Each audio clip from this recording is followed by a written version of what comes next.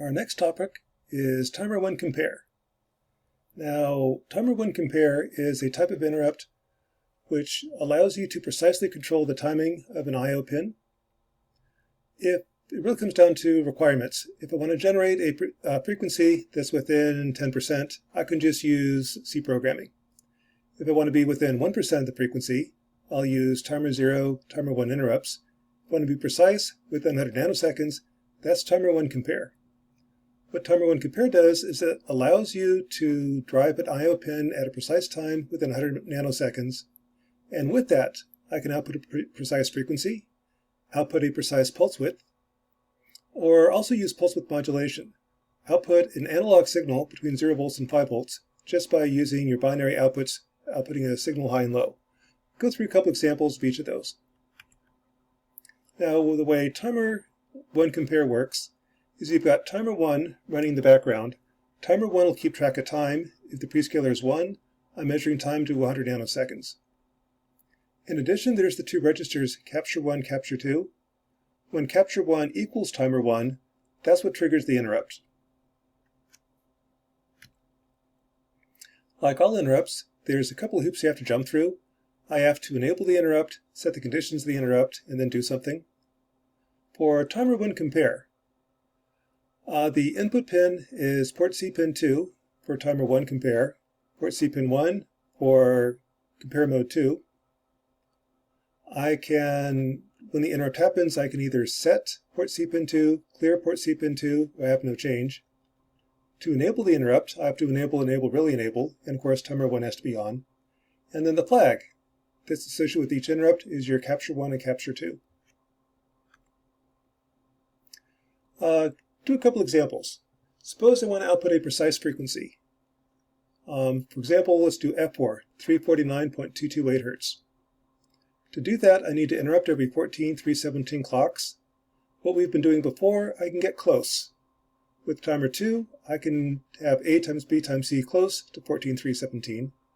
Using Timer 0, I can get a precision of 100 nanoseconds, but it takes about 50 clocks to trigger the interrupt, so my timing's off by about 50 clocks. With capture mode 1, I am dead on. What I want to do is every 14,317 clocks, interrupt. The way you do that is have Timer1 running in the background. When Timer1 equals capture 1, that's what triggers the interrupt. When that happens, I'll toggle port C pin 0.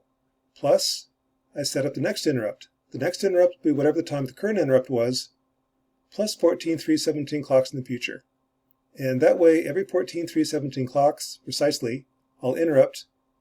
Every time I interrupt, I toggle port C pin 0. The result is I have a square wave where each edge changes every 14,317 clocks, or the frequency will be precise, to within 100 nanoseconds. If you build that and throw it on the oscilloscope, what you'll see is the period is 14,317 clocks.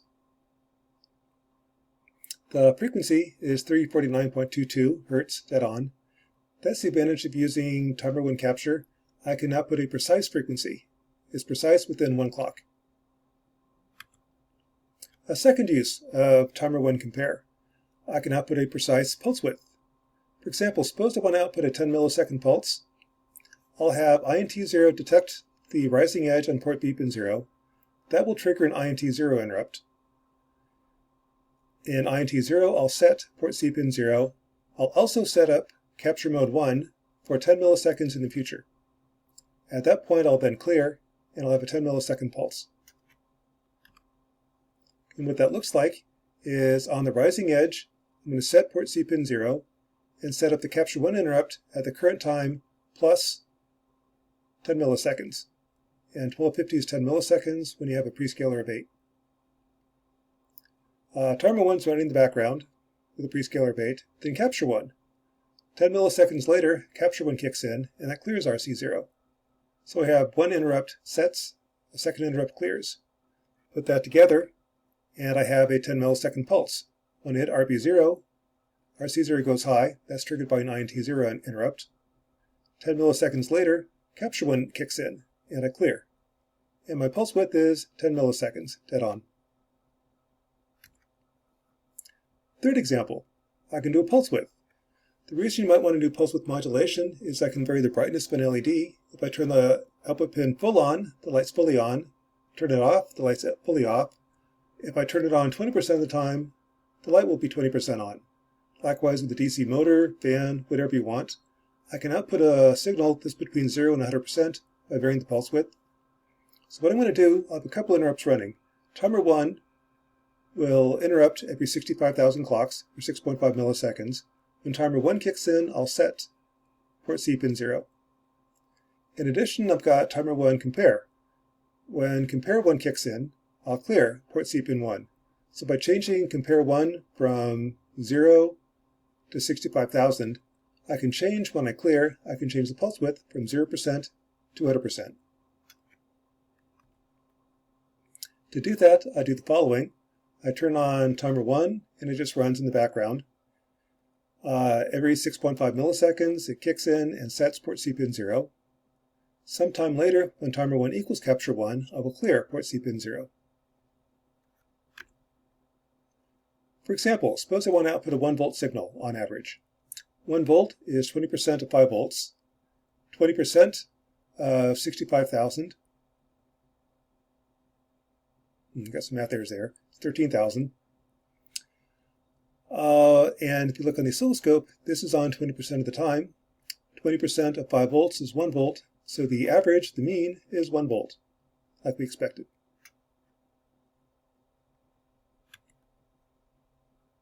There are limits for pulse width modulation, however.